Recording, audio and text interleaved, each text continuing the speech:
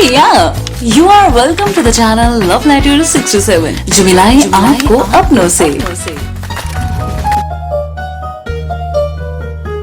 वैसे कितनी दिलचस्प बात है ना, अपनों के साथ की अहमियत तब मालूम होती है जब हम कभी जिंदगी के कैसे पॉइंट पर होते हैं जब बाहर वाला कोई साथ नहीं होता, तब सबसे ज्यादा याद आती है तो अपनों की। लेकिन उससे पहले कहीं ना कहीं हम अपने खास रिश्तों को वो तवज्जो, वो इम्पोर्टेंस नहीं दे पाते जो उन्हें मिलनी चाहिए। सो माय डियर फ्रेंड्स, गुजारिश करते हुए यही कहना चाहेंगे हम कि थामे हाथ और पाएं अपनों का साथ। तो चलिए हाजिर है आपकी होस्ट एंड दोस्त RJ share on this channel which is love letter 67 जो मिलाए आपको अपनों से, जहां हर शुक्रवार रात 9 बजे लव लेटर्स पढ़े जाते हैं कहानियों के माध्यम से, क्योंकि ये है दिलचस्प कहानियों का अड्डा। और हमारे इस चैनल पर हाल फिलहाल कहानी चल रही है 1952 के दशक की एक खूबसूरत सी प्रेम कहानी यानी लव स्टोरी। कहानी का नाम है अपनों का साथ, जी हाँ, जिसका जिक्र हम थोड़ी देर पहले कर रहे थे। इस कहानी का आज ये 4th एपिसोड है। ये कहानी सुरेंद्र और ललिता की प्रेम कहानी है जिसमें फिलहाल दोनों की टकरार चल रही है। कहानी में एक गुलशन नाम का विलन है और सुरेंद्र के पिता का अगर जिक्र किया जाए तो वो शहर के नामी कंपनी हरिलाल इंडस्ट्रीज के मालिक हैं जिनका नाम है हरिलाल। इस कहानी में बहुत सारे ट्विस्ट हैं जो आपको सुनकर पता चलेगा और इसके लिए पिछले एपिसोड्स की प्लेलिस्ट लिंक आपको डिस्क्रिप्शन बॉक्स में मिल जाएगी। तो चलिए जी, समय को जाया ना करते हुए आगे बढ़ते हैं और सुनते हैं आज की कहानी का एपिसोड नंबर 4।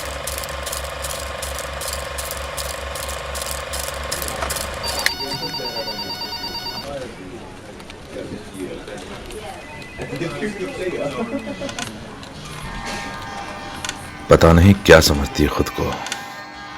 पहली बार किसी लड़की ने मुझसे मेरी बराबरी में बात की है। वैसे हिम्मत की दाद देनी पड़ेगी उसकी। लेकिन आजकल वो नजर क्यों नहीं आ रही है? कहीं ऐसा तो नहीं है उसने सच में इस्तीफा दे दिया हो? और शायद यही वो लम्हा है जब सुरेंद्र ललिता के बारे में बिना वजह सोचने लगा है। अब जब सुरेंद्र सोच ही रहा है ललिता के लिए, तो वो कहाँ है ये भी मालूमात तो करनी ही पड़ेगी। इसीलिए वो कंपनी के सबसे पुराने और समझदार मुलाजिम हसन साहब, जो सुरेंद्र के पिता के भी खास हैं, उन्हें आवाज लगाते हैं। हसन साहब, हसन साहब। जी छोटे साहब। अच्छा हसन जी, वो ललिता दिखाई नहीं दे रही है, कहाँ है वो? साहब वो अपने घर गई हुई है। मेरा मतलब है कुछ दिनों की छुट्टी पर है। क्यों, कोई काम था क्या? नहीं नहीं, वो तो एक फाइल चाहिए थी, मैं देख लूंगा। तो ये बात है। ऐसा ही होता है ना शुरुआत में, शायद किसी बहाने से किसी के बारे में पूछना। ये आपके साथ भी तो हुआ होगा ना? हाँ, चेहरे पर मुस्कुराहट आ गई ना हमारी ये बात सुनकर। तो यहाँ सुरेंद्र को मालूम हो गया कि ललिता अपने घर गई हुई है और इधर सुरेंद्र अपने कैबिन में बैठा काम कर रहा है। और सुरेंद्र के पिता हरिलाल काफी दिनों के बाद तबीयत से ठीक होकर कंपनी आते हैं और हसन साहब से कुछ खास बातचीत करते हैं। अच्छा हसन, बैठो यहाँ। अब बताओ मुझे कि सुरेंद्र के लिए किस लड़की की बात कर रहे थे तुम? साहब वो आपकी नजरों के सामने ही है। सामने ही है? क्या मतलब? सच बताऊं तो जब से तुमने मुझे बताया है, मैं जानने के लिए व्याकुल हो रहा हूं कि आखिर कौन है वो लड़की जो मेरे सुरेंद्र को और मेरे घर को संभाल सकती है। अपने दफ्तर में वो ललिता है ना, जो बेखौफ सी है, जिससे सोच समझकर बात करनी पड़ती है। अरे मैं उसी की बात कर रहा था। वो जिस दिन छोटे साहब दफ्तर आए थे, तब मैंने छोटे साहब और ललिता की बहस सुन ली थी। मुझे तभी समझ में आ गया था कि छोटे बाबू को यही लड़की सही रास्ते पर ला सकती है। अच्छा, खैर मुझे भी जरा उस लड़की पर नजर रखने दो। अच्छा हसन, दफ्तर की पल पल की खबर मुझे देते रहना। साहब, पल पल की खबर या सिर्फ इन दोनों की खबर? हाँ हाँ वही। और इस तरह से हरिलाल साहब को ये तो मालूम हो जाता है कि उनके घर की बहू कौन बन सकती है, लेकिन कैसे बनेगी ये जानना अभी बाकी है।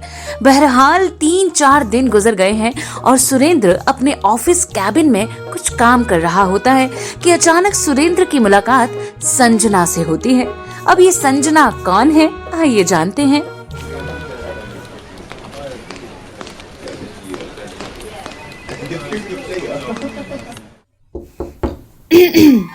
May I come in? Yes come in. अरे संजना, तुम यहाँ? Wow, what a pleasant surprise यार।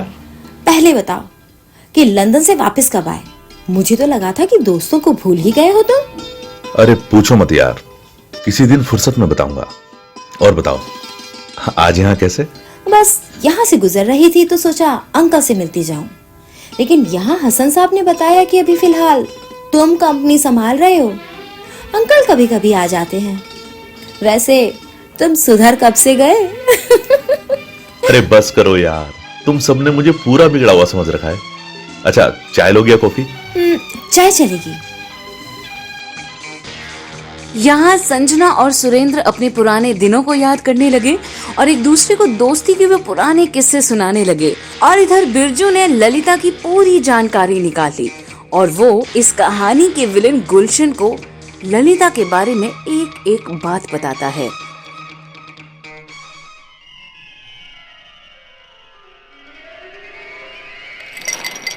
गुलशन, जिस लड़की का पता लगाने को तुमने मुझे कहा था, सब कुछ पता लगा लिया मैंने।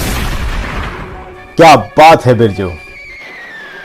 नाम उसका ललिता है, कानपुर के मक्कनपुर गांव से है अच्छा। और यह हरिलाल इंडस्ट्रीज में नौकरी करती है। ओहो। और एक और बात, मेरे गुप्त सूत्रों से पता चली है कि ललिता के पिता और हरिलाल इंडस्ट्रीज के मालिक हरिलाल जानी दुश्मन है एक दूसरे के। ओहो, तो क्या ललिता जानती है इस बात को? नहीं, उसे तो पता भी नहीं। वो तो बस शहर में नौकरी के लिए आई है। और हाँ, वो जो लड़का है उसका नाम सुरेंद्र है। वो हरिलाल साहब का इकलौता बेटा है। क्या हुआ? ऐसा क्या करने वाले हो तुम? अब देख क्या होता है। तू जानता नहीं, गुलशन नाम है मेरा। अब देखो क्या क्या होता है।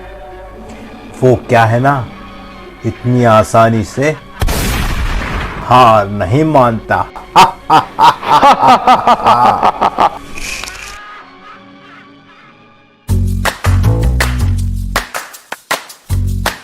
ओहो, आखिर ऐसा क्या करने वाला है गुलशन, जानेंगे अगले एपिसोड में।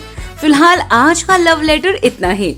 पिछले एपिसोड्स की प्लेलिस्ट लिंक आपको डिस्क्रिप्शन बॉक्स में मिल जाएगी, जरूर सुनिएगा। और हाँ, इस चैनल को लाइक, शेयर एंड सब्सक्राइब जरूर कीजिएगा, because this is love letter 67, जो मिलाए आपको अपनों से, जहां हर शुक्रवार रात 9 बजे लव लेटर्स पढ़े जाते हैं कहानियों के माध्यम से, क्योंकि ये है दिलचस्प कहानियों का अड्डा। सो अब हमें इजाजत दीजिए, जल्द ही लौटूंगी अगले लव लेटर यानी नए एपिसोड के साथ। तब तक अपना ख्याल रखिएगा। सायोनारा।